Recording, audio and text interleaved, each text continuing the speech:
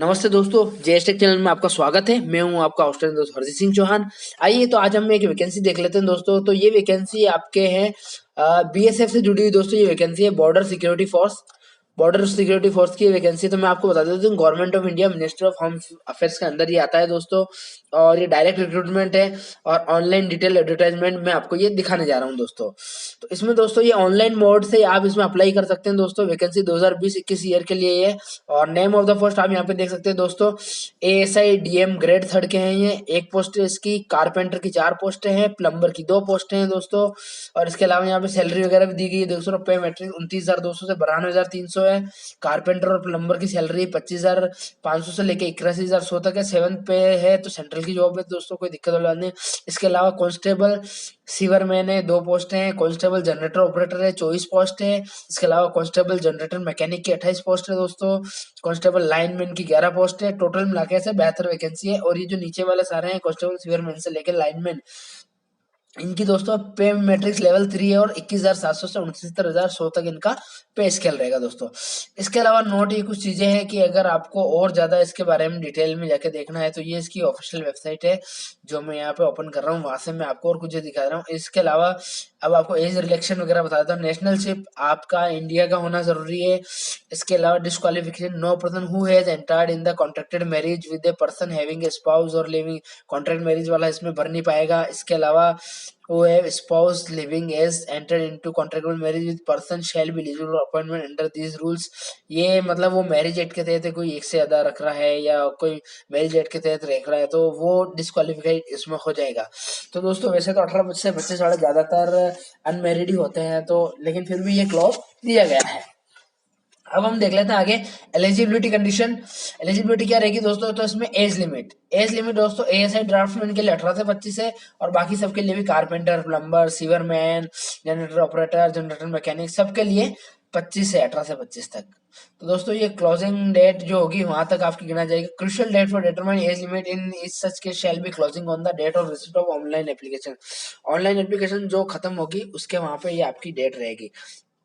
Next देख लेते हैं रिलैक्सेशन कितना मिलने वाला है। तो दोस्तों SC ST को 5 साल का मिलने वाला है।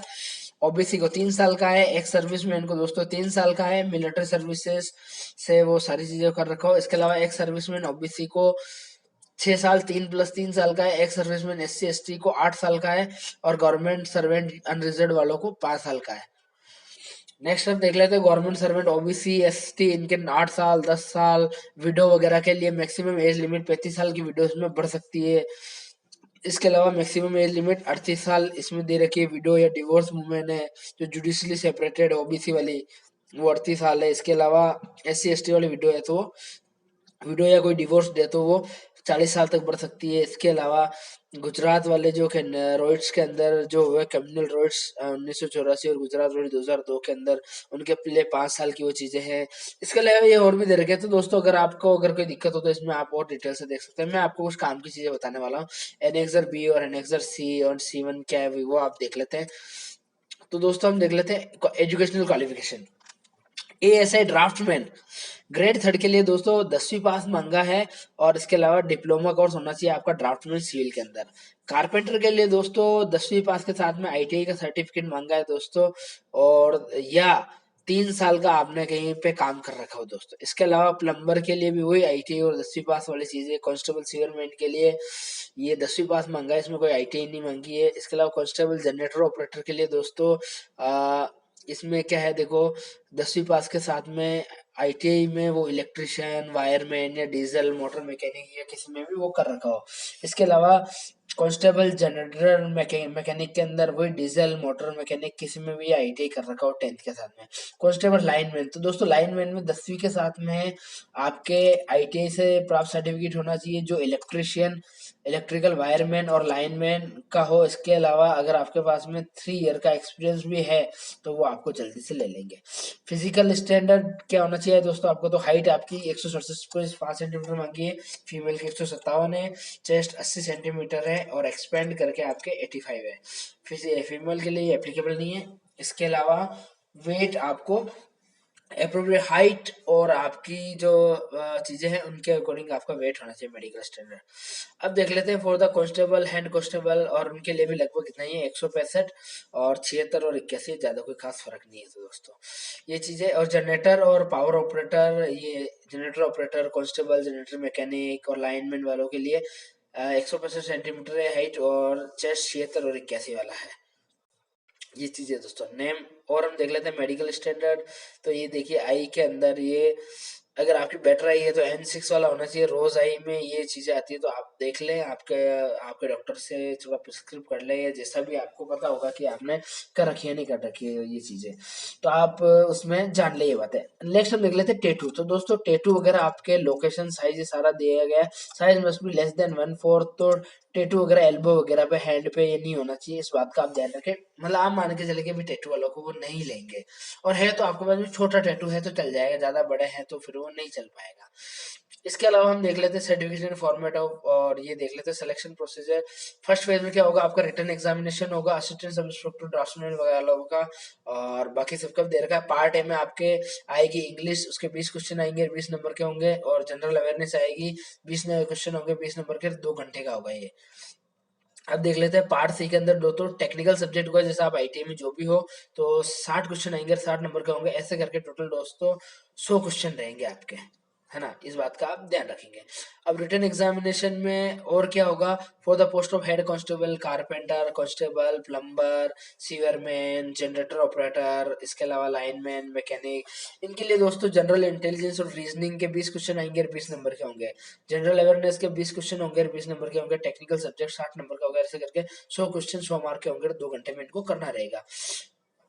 और इसमें जनरल और ओबीसी को कम से कम 45% लाने होंगे क्वालिफायर मार्क, और एससी एसटी को 40% लाने होंगे, तभी वो क्वालिफाई कर पाएंगे, नहीं तो वो दोस्तों क्वालिफाई नहीं कर पाएंगे।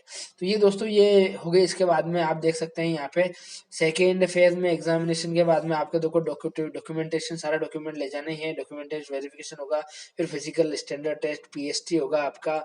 उसके बाद में आपकी ये देखिए for the post of the draftman के लिए देखिए 1.6 किलोमीटर की दौड़ होगी, जो 10 किलोमीटर में उसको करनी रहेगी, और स्टैंडिंग बोर्ड जंप होगा 6 फीट और 6 इंच का, क्लियर द डिच 6 फीट के डिच होंगे, इसके अलावा जंप आपको 7 फीट करना है एक्सक्लूडिंग 1 फीट की रीच।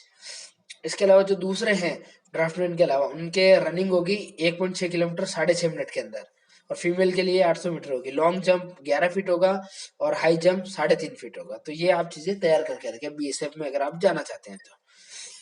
अब हम आगे देख लेते हैं प्रैक्टिकल या ट्रेड टेस्ट होगा, तो कैंडिडेट को declare qualified in second phase examination में डॉक्यूमेंटेशन टाइम होगा, जो पीएसटी और पीटी आपका क्लियर हो जाएगा, तो एलिजिबल जो अलाउड कैंडिडेट होंगे उनको प्रैक्टिकल और ट्रेड टेस्ट होगा, जो क्वालिफाई के हिसाब से लिया जाएगा, और उसके बाद में आपका मेडिकल एग्जामिनेशन हो जाएगा दोस्तों, और फाइनल मेरिट लिस्ट बन के तैयार हो जाएगी। मेरिट लिस्ट आपके उसी के आधार पर रहेगी कि आपने कहाँ कहाँ कितना कितना क्वालिफाई किया सारी चीजों में। तो अप्लाई आपको कहाँ से करना है, तो दोस्तों ये इसकी ऑफिशियल वेबसाइट है, मैं इस पे जाके आपको बता देता हूँ कैसे आपको अप्लाई करना है, तो ये इसमें देख लीजिए। इसके अलावा और कोई दिक्कत हो तो यहाँ पे ये इसके सेंटर वगैरह हैं दोस्तों, गुवाहाटी, कोलकाता, हजारीबाग, दिल्ली, जोधपुर, जालंधर, बेंगलुरु, गांधीनगर, इंदौर, जम्मू, यहाँ से आप बढ़ सकते हैं। इसके लोकेशन और एड्रेस और ये रिस्पॉन्सिबिलिटी कौन कौन जो ले रहा है यहाँ पे है, आप जाके इन पे डिटेल और ज़्यादा डिटेल में देख सकते हैं। ये इसके जनरल जो चीज़ें हैं वो आप और पढ़ सकते हैं, कोई दिक्कत हो दोस्तों मैं अब आपको इसकी ऑफिशियल वेबसाइट पे ले जाके बताता हूँ। ये इसकी ऑफिशियल वेबसाइट है। तो दोस्तों यहाँ पे रिक्रूटमेंट ओपनिंग में अपने को जाना है, और यहाँ पे देख लेना है, देखिए ग्रुप सी कौन सी आ रखी है या नहीं आ रखी है, सारा यहाँ पे पता चल जाएगा आपको दोस्तों। लास्ट डे देखिए जैसे 29 सितंबर 2021 ये दे रखा है, तो दोस्तों करंट रिक्रूटमेंट ओपनिंग में जाके आप यहाँ से भर सकते हैं फॉर्म। अब देख लेते हैं ऑफर लेटर एंड ओपनिंग वाला ये क्या चल रहा है, और उससे पहले आपको दोस्तों लॉगिन करना पड़ेगा। तो लॉगिन का मैं आपको बता देता हूँ, कैंडिडेट को सबसे पहले यहाँ पे लॉगिन करना चाहिए, उसके बाद ही उसको आगे बढ़ना चाहिए। यहाँ पे रजिस्टर्ड करना पड़ेगा सबसे पहले, अगर नए कैंडिडेट है तो आप यहाँ पे रजिस्टर कर ले, ओटीपी वगैरह आएगा, ये सारी चीज़ें होगी। उसके बाद में जो भी यहाँ पे वैकेंसी निकल रखी है उसमें आप अप्लाई कर सकते हैं इजीली, कोई दिक्कत वाली बात नहीं है दोस्तों। और यही आपके वैकेंसी के बारे में है, इसके अलावा कोई ज़्यादा चीज़ें हैं नहीं, तो आप इजीली कर सकते हैं, और कोई दिक्कत आए तो आप मुझे कमेंट करके बता सकते हैं। तो दोस्तों ये थी आपके जो वैकेंसी, देखिए ये वैकेंसी आपके 15/11/2021 को 1 बजे से शुरू है, जो 29/12/2021 को 11:59 पे खत्म हो जाएगी। तो दोस्तों कल 15 दिन का टाइम है, आप मौका बुना सकते हैं। मिलते हैं अगले वीडियो